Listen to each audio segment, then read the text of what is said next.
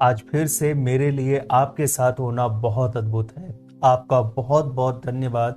और मैं वास्तव में आपसे यह कहना चाहता हूँ कि मेरे साथ रहने और आज मुझसे जुड़ने के लिए मैं अपने दिल से आपको धन्यवाद देता हूँ। एक बहुत ही महत्वपूर्ण विषय पर, एक बहुत ही महत्वपूर्ण दिल की बात पर मैं आपसे परमेश्वर के वचन के बारे में बात करना चाहता हूँ। लेकिन पहले आइए अनमोल प्रभु यीशु से प्रार्थना करें। सर्व सामर्थ्य पिता, मैं तेरी स्तुति और प्रशंसा करता हूँ। राजाओं के राजा, प्रभुओं के प्रभु, तेरा धन्यवाद। वंडरफुल जीसस, तेरा बहुत बहुत धन्यवाद। खुदाबंद, मैं प्रार्थना करता हूँ आज जो सीक्रेट अपने बेटे बेटियों को तू बताना चाहता है, वो सीक्रेट प्रभु ये अच्छी तरह से जानने पाए प्रभु। वो रिवलेशन खोल पिता, और ये समझने पाए, अंडरस्टैंडिंग प्रभु इन्हें दे, वचनों की अंडरस्टैंडिंग दे, और प्रभु हृदय से वो मनन चिंतन भी करने पाए प्रभु, ताकि तू उनसे बातें कर सके, उस स्थान पर ये पहुंचने पाए जहां तू इनसे बातें करे। प्रभु आशीषित कर। तेरे नाम की स्तुति और महिमा के लिए मैं प्रभु यीशु के नाम में इस दुआ को मांगता हूं। आमीन और आमीन। हालेलुया। आप जानते हैं मैं आज आपसे बात करना चाहता हूं, और मैं आपको धर्म ग्रंथ से यह बताना चाहता हूं कि ना केवल बाइबल को बल्कि ईश्वर के वचनों के पोषण को जानने के लिए हमारे लिए महत्वपूर्ण हो गया है, बल्कि धर्म ग्रंथ की गहराई को भी जानना भी बहुत महत्वपूर्ण हो गया है। इन दिनों में खतरे इतने बड़े और इतने बड़े हो गए हैं कि हमें बाइबल के मर्म और धर्म ग्रंथ की गहराई को जानने की जरूरत है। और मैं अपने भाई और बहन के रूप में आपको वास्तव में चुनौती देने जा रहा हूं। आपको परमेश्वर के वचन को जानना है, क्योंकि इस जीवन में हमारे पास बस इतना ही है। हमें बस इसी पर निर्भर रहना है। हमें आध्यात्मिक रूप से खुद को मजबूत करना है, ताकि हम आज दुनिया के इस अंधेरे दिन में कुख्यात रूप से जीवित रह सकें। परमेश्वर का वचन हमारे लिए प्रकाश लाता है, हमारे लिए चमक लाता है। इससे कोई फर्क नहीं पड़ता कि दुनिया में क्या हो रहा है और क्या चल रहा है। हम तो प्रकाश में रह रहे हैं। इससे कोई फर्क नहीं पड़ता कि यह अंधेरे के दिन है और यह दिन और अंधकार में होते जा रहे हैं, क्योंकि आज दिन बहुत अलग है। हर जगह अंधेरा है, लेकिन यह अंधेरा हमारे दिलों में नहीं है, हमारे जीवन में नहीं है, हमारे चर्च में नहीं है। क्योंकि यह कहता है कि घोर अंधेरा पृथ्वी को ढक लेगा, लेकिन परमेश्वर की महिमा आप पर दिखाई देगी। पर हमें परमेश्वर को कार्य करने के लिए कुछ देना होगा। आप जानते हैं, पास्टर बेन्नी हिन के बेटे माइकल के पास एक बड़ी मिनिस्ट्री है, जिसे यीशु की छवि कहा जाता है। और पास्टर बेन्नी की बेटी जेसिका है।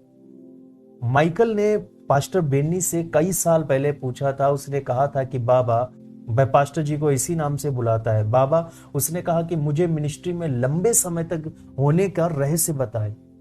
और उन्होंने कहा, माइकल 3 कुंजियां जिसे आपको करना है। नंबर 1, अपने हृदय में परमेश्वर के वचन का भंडार बनाओ, ताकि जब मुसीबतें आए तो आपको पता चल जाए कि कहां जाना है। नंबर 2, यीशु से जुड़े रहो, और केवल आपके अंदर का वचन ही आपको यीशु से जुड़े रहने में सक्षम बनाएगा। आप प्रभु के वचन के बिना उसके करीब नहीं हो सकते हैं। आपको उनके करीब रहने के लिए वचन ही सक्षम बनाएगा। और नंबर 3, कभी भी अपनी प्रार्थना करना ना छोड़ें, दुहाई देना ना छोड़ें। और यह बहुत ही महत्वपूर्ण है। माइकल ने कहा कि वह तीसरा महत्वपूर्ण क्यों है? पास्टर जी ने कहा, क्योंकि आपकी पुकार में सुरक्षा है। वह करे जो परमेश्वर ने आपको जीवन में करने के लिए कहा है। ऐसा कुछ भी ना करे जो अन्य चीजों में आपका ध्यान भटकाता है। और इसलिए यह सब बाइबल से शुरू होता है। यह सब उस शब्द से शुरू होता है, उस वचन से शुरू होता है जिसे आप जानते हैं। मान लीजिए कि मैं किसी को एक बिल्कुल नई कार देता हूं, या आप किसी को एक बिल्कुल नई कार देते हैं, मान लीजिए, और वह आपके बच्चों में से कोई एक या परिवार का कोई सदस्य है, और आप कहते हैं कि यहाँ चाबियां हैं। आप जानते हैं कि बिल्कुल नई कार, ईंधन के बिना कार अच्छी नहीं है, उन्हें गैसोलीन भरवाने के लिए जाना होगा। आप उन्हें एक बिल्कुल नई कार दे दें, या मैं किसी को दे दूं, मेरे परिवार में बिल्कुल नई कार है, लेकिन उसमें ईंधन जाकर डलवाना पड़ता है। गैसोलीन या ईंधन परमेश्वर का वचन है। इसलिए आप आध्यात्मिक रूप से यह बात जानते हैं, और मैं आपको परमेश्वर के द्वारा सिर्फ एक उदाहरण दे रहा हूं, और परमेश्वर मुझे उपहार दे रहे हैं। इस पर जरा विचार करो, जिसे शाश्वत जीवन कहा जाता है। इसलिए वह कहते हैं यहाँ अनंत जीवन की कुंजी है, मैं तुम्हें एक उपहार दे रहा हूं, इसे मोक्ष या शाश्वत जीवन कहा जाता है। लेकिन उस उपहार में आपको जाकर ईंधन लेना होगा, और ईंधन परमेश्वर का वचन है। लेकिन फिर परमेश्वर भी कहते हैं लेकिन आपको अपने पास मौजूद कुंजी का उपयोग करना होगा इंजन को स्टार्ट करने के लिए, ताकि आप कार को चला सकें। इंजन में वह चाबी का इस्तेमाल करना वास्तव में आपकी प्रार्थना है, जो इंजन को स्टार्ट कर देगी। और उसके बाद आप जानते हैं कि हमें स्वयं जाकर समय समय पर गैसोलीन ढूंढना होगा।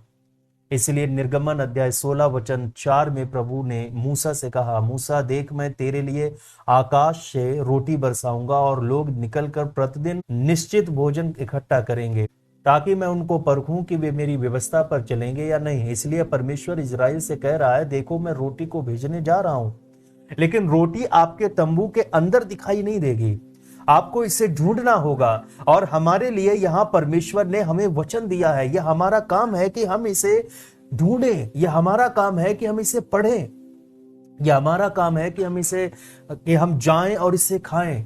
यह परमेश्वर का वचन है, वह हमें एक उपहार देता है जिसे शाश्वत जीवन कहा जाता है।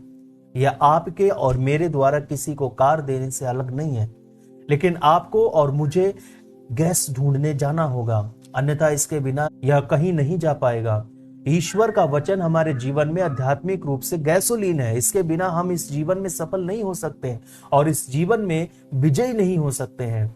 इसलिए यह वास्तव में महत्वपूर्ण है कि उन्हें इसे दैनिक रूप से इस भोजन को करना होगा, ठीक है। इसलिए इजराइल को प्रतिदिन भोजन इकट्ठा करने तंबू से बाहर जाना होगा और हर समय ईश्वर के वचन की तलाश करनी होगी। परमेश्वर ने कहा कि मैं ऐसा करके तुम्हें परखूंगा, मैं यह देखने जा रहा हूं कि तुम वास्तव में मेरा कितना अनुसरण करना चाहते हो, तुम मेरी कितनी सेवा करना चाहते हो। यह देखना चाहता हूं कि तुम्हारा मन वचन के लिए कितना भूखा है। निर्गमन की पुस्तक में इसी अध्याय की आयत 19 और 20 में मूसा ने कहा कि कोई भी इसे सुबह तक ना छोड़े। दूसरे शब्दों में बाइबल में कोई भी अवशेष ना बचे। प्रभु इस दिन हमें हमारी दैनिक रोटी देते हैं, इसलिए हमें प्रतिदिन खोजना होगा, इसे प्रतिदिन प्राप्त करना होगा। कल क्या हुआ उस पर नहीं जीना है। इसके बावजूद उन्होंने मूसा की बात नहीं मानी और उनमें से कुछ ने भोजन को सुबह तक बचाए रखा और उसमें कीड़े पड़े और वे बदबू देने लगे। इसलिए आप जानते हैं कि जब हम बचे हुए पर जीना आरंभ करते हैं तो यह स्वास्थ्य के लिए अच्छा नहीं होता है। ताजा रहने के लिए हर दिन हमें परमेश्वर के वचन की आवश्यकता होती है, क्योंकि मैंने आपको बताया था सोने के बाद सुबह उठते ही हमारा शरीर फिर से वापस आ जाता है और हमें फिर से प्रभु की तलाश और उसके वचन की तलाश करने की और परमेश्वर के साथ फिर से रिश्ता बनाने की जरूरत खोज करनी होती है। और वचन कहता है और उन्होंने इसे हर दिन इकट्ठा किया। सुबह एक आदमी अपने खाने के अनुसार बाहर जाता था, इसलिए परमेश्वर ने कहा, देखो मैं चाहता हूं कि तुम प्रतिदिन हर एक दिन इसकी तलाश करो। मनुष्य प्रतिदिन वचन की तलाश करे ताकि मैं तुम्हें साबित कर सकूं मैं स्वर्ग से रोटी की बारिश करूंगा। पद 4 कहता है और लोग हर दिन बाहर निकला करेंगे ताकि मैं उन्हें साबित कर सकूं कि वे मेरे नियमों पर चलेंगे या नहीं। मैं जो बता रहा हूं यह निर्गमन अध्याय 16 वचन 4 और पद 19 से 20 से है। कुछ लोग कहते हैं कि नहीं, मुझे दैनिक रोटी नहीं चाहिए, पर मैं सिर्फ इतना जानता हूं कि मुझे जो मिला वह खाना है। और हाँ, अगर मैं सोचूं मैं कल के लिए थोड़ा अतिरिक्त भोजन लूंगा, यह टिकने वाला नहीं है। मैंने कभी नहीं देखा कि परमेश्वर मेरे जीवन को आशीर्वाद देने के लिए बचे हुए भोजन अर्थात वचन का उपयोग करेंगे। यह ऐसा नहीं है, यह हमेशा नहीं होता है, यह हमेशा नया होता है।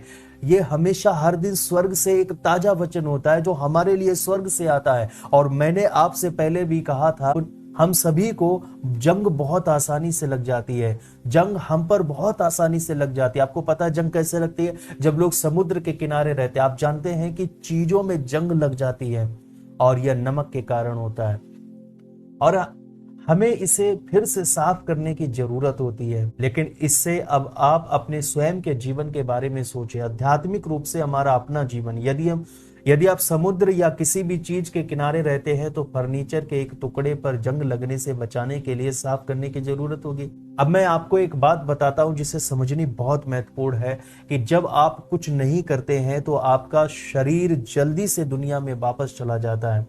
आप जानते हैं कि प्रभु यीशु ने यूहन्ना अध्याय 6 वचन 32 से 35 तक में उन्होंने कहा, मैं तुमसे सच सच कहता हूं, मूसा ने वह रोटी स्वर्ग से नहीं दी बल्कि मेरे पिता ने तुम्हें स्वर्ग से सच्ची रोटी दी है। इसलिए वह हमारी रोटी है और हम उस रोटी को धर्म ग्रंथ के माध्यम से पाते हैं, क्योंकि वही परमेश्वर की रोटी है जो स्वर्ग से उतर कर आती है और जगत को जीवन देती है। ओह, यह कितना अनमोल है। उन्होंने कहा, हे प्रभु, यह रोटी हमें और भी दे। और उसने पद 35 में कहा, और यीशु ने उनसे कहा, मैं जीवन की रोटी हूं, जो मेरे पास आता है वह कभी भूखा नहीं होगा और जो मुझ में विश्वास करता है वह कभी प्यासा नहीं होगा। कितना सुंदर है। इसलिए परमेश्वर का वचन इतना महत्वपूर्ण है, क्योंकि वचन के माध्यम से ही हम हैं। हम यीशु का ज्ञान प्राप्त करते हैं। बाइबल पढ़ने वाले बहुत से लोग सिर्फ सिद्धांतों ही को सीख रहे हैं, लेकिन आप और मैं बाइबल पढ़ते हैं, हम यीशु को सीख रहे हैं, हम यीशु को ग्रहण कर रहे हैं। आप शाऊल जो मसीहों को सताने वाला था, उसके बारे में जरा सोचिए। मसीही बनने से पहले वह बाइबल जानता था और फिर भी उसने चर्च को सताया, क्योंकि वह प्रभु के वचन के माध्यम से नहीं जानता था। वह वचन को सिर्फ जानकारी के लिए रखता था, न कि प्रकाशन के लिए। यह वचन को जानता था और इसने उसे बहुत कानूनी बना दिया था। हमें बाइबल को जीवित रखने के लिए पवित्र आत्मा की आवश्यकता है। इसीलिए हमें उस पवित्र को आमंत्रित करना होगा। फिर वह कहता है कि पवित्र आत्मा ने मेरी आंखें खोल दी कि मैं तेरे कानून से अद्भुत चीजों को देख सकूं। और फिर वह यीशु के वचन के माध्यम से देखता है और हमारे सामने प्रकट करता है। वह तब बचाया गया जब वचन उसके लिए जीवन बन गया और अब उसने दुनिया में यीशु को देखा, जबकि इससे पहले उसने दुनिया में प्रभु को नहीं देखा था। इसलिए यह समझना महत्वपूर्ण है, जब हम बाइबल पढ़ते हैं तो हम उसको जानने के लिए पढ़ रहे हैं या सिर्फ प्रकाशन के लिए। अब कुछ लोग सिर्फ बाइबल के सिद्धांत की पूजा करते हैं, वे प्रभु की आराधना नहीं करते हैं। उनमें से बहुत से लोग सिर्फ तथ्यों के ऊपर जाते हैं। कितने लोग हैं जो बाइबल जानते हैं और प्रभु को नहीं जानते हैं। बहुत से विश्वविद्यालयों में बाइबल को तो लोग सीख लेते हैं, लेकिन प्रभु को नहीं जान पाते हैं। इसलिए जब आप वचन पढ़ते हैं तो प्रभु को जानना आपके अंदर आ जाता है। बस इसे गहराई तक जाने दीजिए। मैं आपसे ध्यान के बारे में थोड़ी बात करना चाहता हूं, क्योंकि ध्यान इतना महत्वपूर्ण है कि आप हमेशा मुझसे पूछते हैं और अक्सर मुझसे पूछते हैं कि यह कैसे करना है। आपको पता है, जब मैं बाइबल पढ़ता हूं तो मैं विचार पढ़ता हूं, मैं अध्याय नहीं पढ़ता हूं। अब मैं आपको एक उदाहरण देता हूं। रोमियो 1, 2, 3, 4 और 5 औचित्य के बारे में बात करता है। ये एक विचार है। इसलिए जब मैं बाइबल पढ़ूंगा तो मैं रोमियो 1, 2, 3, 4, 5 पढ़ूंगा और मनन करने के लिए रुकूंगा और जो मैंने अभी पढ़ा है उसके बारे में सोचूंगा। वह ध्यान है। और जो आप मानसिक रूप से सोचते हैं वह अंततः कठिन ध्यान बन जाता है, क्योंकि आप जितना अधिक आप इसे अपने दिमाग में रखते हैं उतना ही अधिक आशीष से जीवन प्राप्त करते हैं। और ध्यान वास्तव में महत्वपूर्ण होता है, क्योंकि रोमियो 6 और 7 में पवित्रीकरण के बारे में बताया गया है और ये एक विचार है। रोमियो 8 एक अद्भुत अध्याय है। यह महिमा प्राप्त पर केंद्रित है। रोमियो 9, 10 और 11 अन्य अध्यायों पर विचार करोगे तो इजराइल के लिए परमेश्वर की योजना पर आधारित है। रोमियो अध्याय 12 से 16 तक में दिया गया है कि कैसे हम मसीहों को विश्वासियों के कर्तव्यों का पालन करना चाहिए। इसलिए आप वचन पढ़ते पढ़ते इसे ऐसे तोड़ें, यानी अध्याय पर अध्याय के विषय आधारित क्लासिफाई कर सकते हैं, इसे तोड़कर सीख सकते हैं। आप उत्पत्ति के साथ भी ऐसा ही कर सकते हैं, आप निर्गमन के साथ में भी ऐसा ही कर सकते हैं। और आपको यह तय करना है कि यह विचार कहाँ रुकता है। यह वास्तव में काफी सरल है, क्योंकि आप बदलाव देखेंगे, परिवर्तन को देखेंगे। आप एक विचार को दूसरे विचार में जाने दें और आप नए विचार पर ध्यान दें और तब तक उससे आगे नहीं बढ़े जब तक आप उसे ठीक से नहीं जान लें कि आपने उस विचार में क्या पढ़ा है। उदाहरण के लिए पहला विचार जैसे रोमियो अध्याय 1 से 5 तक, और फिर आप आगे बढ़ते हैं रोमियो 6 से 7 तक आप पढ़ते हैं। यहाँ एक पूरी तरह से पवित्रीकरण पर आधारित विचार दिए गए हैं।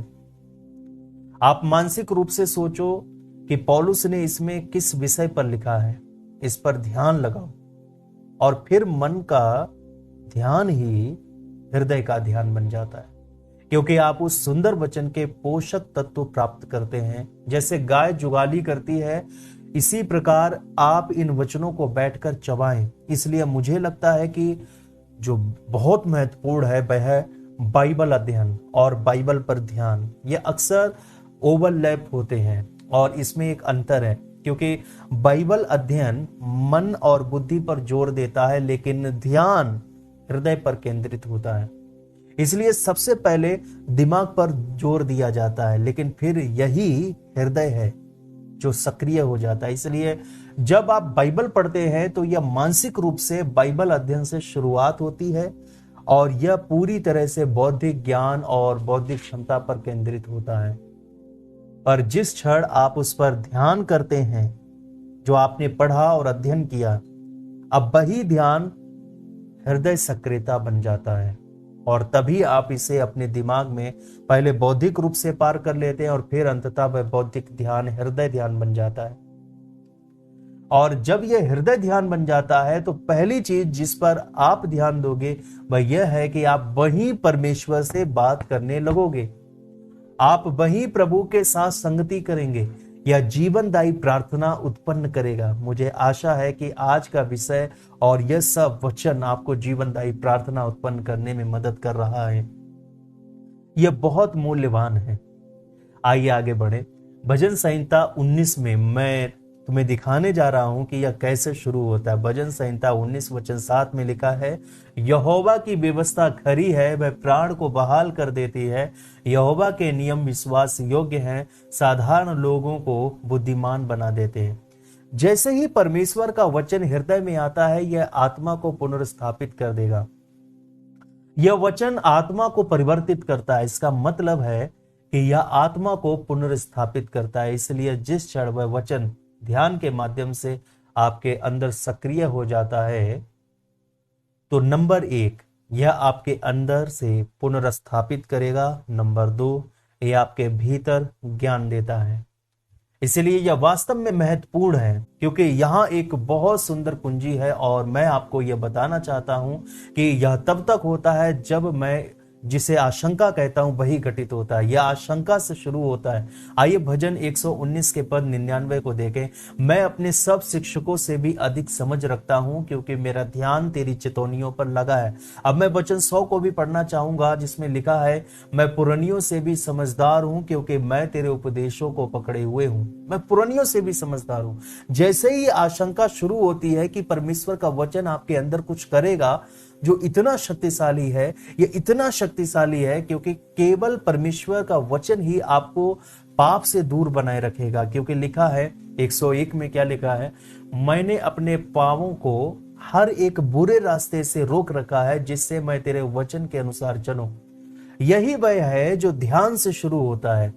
जिस क्षण परमेश्वर का वचन आपके हृदय में आता है, यह परमेश्वर के साथ संगति पैदा करता है, यह ईश्वर के साथ संवाद स्थापित करता है। यह कहता है कि वे धन्य हैं जो उसकी गवाही को मानते हैं, और अब वे उसे पूरे दिल से खोजते हैं, ताकि वे पूरे हृदय से परमेश्वर को खोज सकें। और इसका रिजल्ट आपको दिखाई देगा कि फिर वे कोई अधर्म का काम नहीं करेंगे, फिर वे उसके तरीकों पर चलने लगेंगे, ताकि उसी क्षण पाप से मुक्त हो जाएं। आध्यात्मिक अंतर्दृष्टि प्राप्त करेंगे, और फिर आध्यात्मिक समझ आपको समझ में आने लगेगी। मैं एक बार फिर से इन वचनों को पढ़ता हूं। भजन संहिता 119 99 से 104। मैं अपने सब शिक्षकों से भी अधिक समझ रखता हूं, क्योंकि मेरा ध्यान तेरी चितौनियों पर लगा है।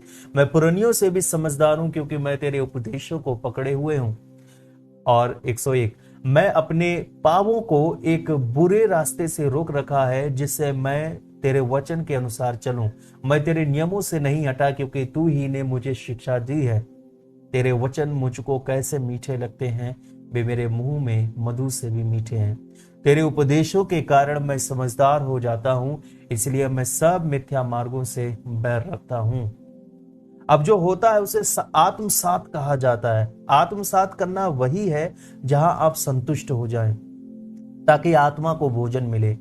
अब आध्यात्मिक भोजन ध्यान के माध्यम से संसाधित हो रहा है और अब आप अपना पाचन तंत्र विकसित कर रहे हैं।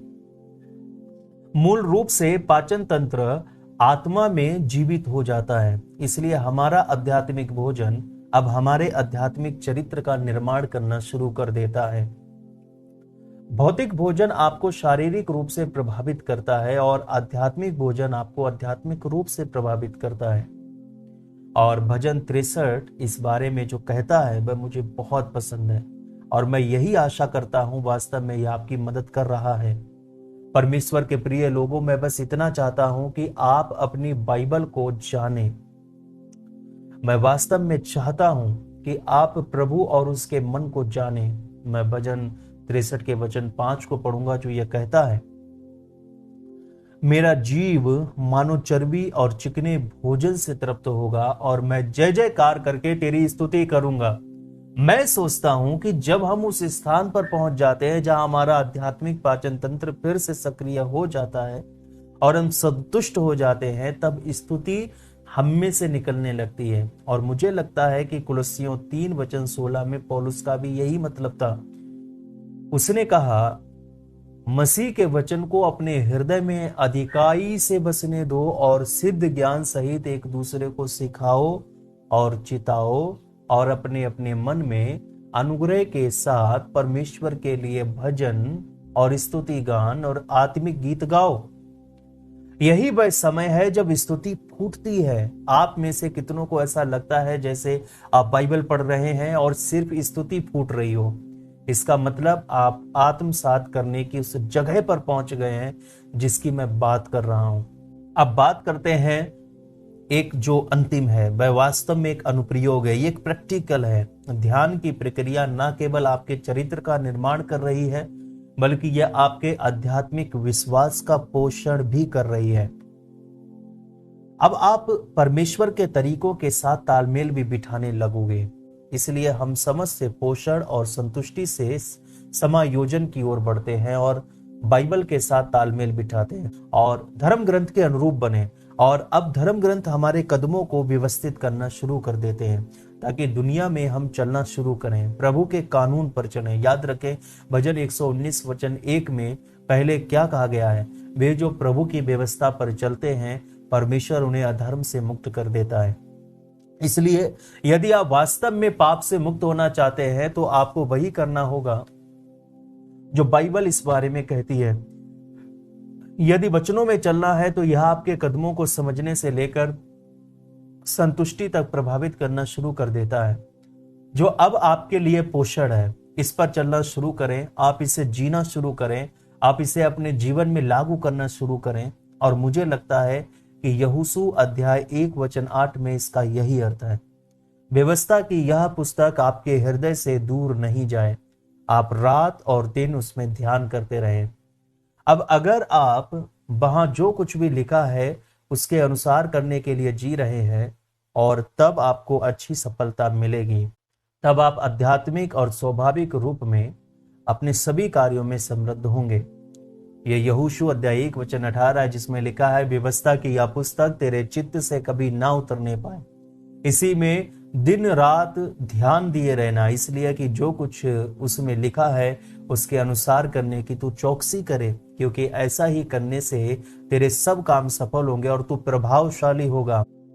धन्यवाद प्रभु यीशु, तेरे इन पवित्र वचनों के लिए मैं तेरा बहुत बहुत धन्यवाद करता हूँ। प्रभु आशीर्वाद दे अपने बेटे और बेटियों को, जो कुछ भी आज वचन के माध्यम से इन्होंने सीखा है। प्रभु एक एक वचन प्रभु इनके हृदय को प्रभु खोले और यह ध्यान लगाना सीखने पाए। प्रभु जो भौतिक ध्यान है वो धीरे धीरे आध्यात्मिक ध्यान की तरफ जाए। जो प्रभु हम मन से वचन को पढ़ते हैं पिता, वो धीरे धीरे हमारा हृदय बन जाए, वो वचन प्रभु जीवन बन जाए। पिता, जो हम मन से प्रभु जितना भी मनन चिंतन किया है प्रभु, वो हृदय में मनन चिंतन करने के माध्यम से प्रभु जीवन बन जाए। और जैसे ही वो वचन जीवित हो जाएगा पिता, और जैसे ही वो इससे टारगेट करके बोले पिता, वो कार्य करे प्रभु इनके लिए, और विस्फोट हो पिता उस जगह पर जो दुष्ट के गढ़ों को भी हिला देता है।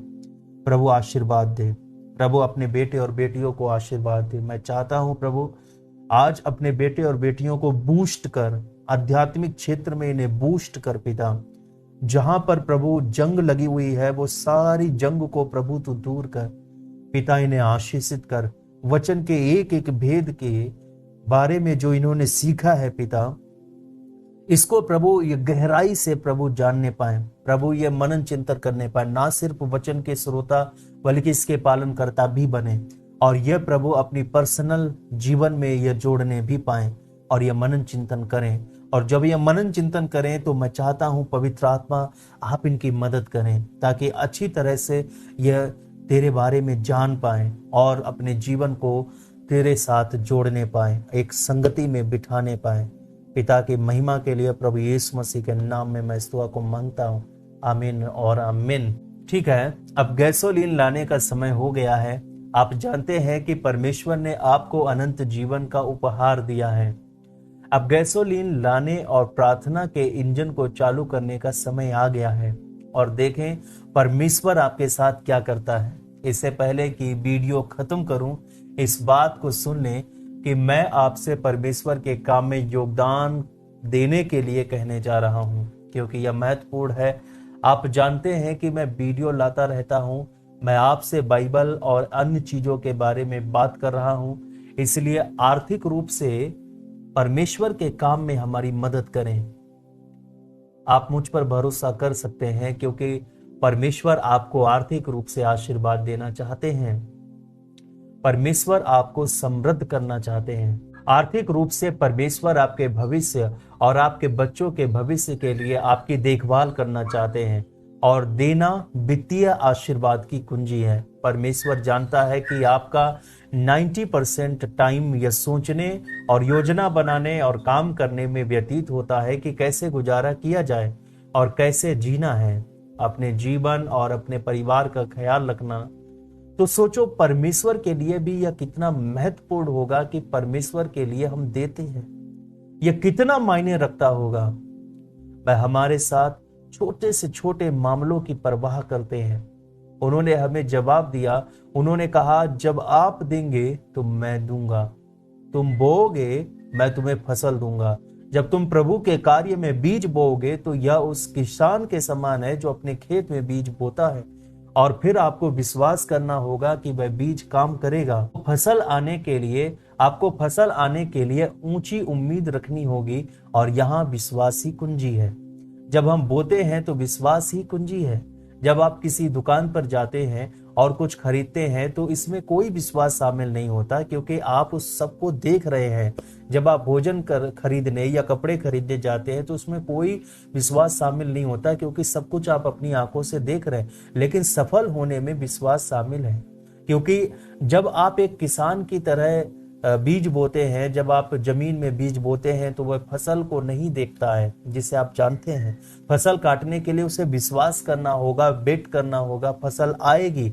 और जब हम बीज बोते हैं तो हमें परमेश्वर पर विश्वास करना होता है फसल के लिए। और मैं अभी आपके साथ प्रार्थना करना चाहता हूं कि परमेश्वर आपकी जरूरतों को आर्थिक रूप से पूरा करेंगे, क्योंकि उन्होंने इसका वायदा किया है। उन्होंने यह वायदा किया है कि आपको एक अच्छी माप दी जाए, दबा दबा कर, हिला हिला कर पूरी की पूरी माप दी जाए। स्क्रीन पर जो जानकारी दी गई है उस पर आप अपना कीमती बीज हमें बो सकते हैं। और एक बात, जो लोग रोजाना वचन प्राप्त करना चाहते हैं, डेली रीडिंग्स को पाना चाहते हैं और कलीसिया से जुड़ना चाहते हैं या कलीसिया के अपडेट्स पाना चाहते हैं, उन सभी से मैं कहना चाहता हूं कि वीडियो के डिस्क्रिप्शन में मेरे व्हाट्सएप चैनल का लिंक दिया गया है। सभी लोग मेरे चैनल को फॉलो कर लें, इससे आपको डेली अपडेट्स मिलते रहेंगे, रोजाना वचन मिलते रहेंगे। आपके लिए बहुत सारा प्यार, और मैं अगली वीडियो में आपसे एक और शक्तिशाली शिक्षण के लिए मिलूंगा। बहुत सारा प्यार। शालोम।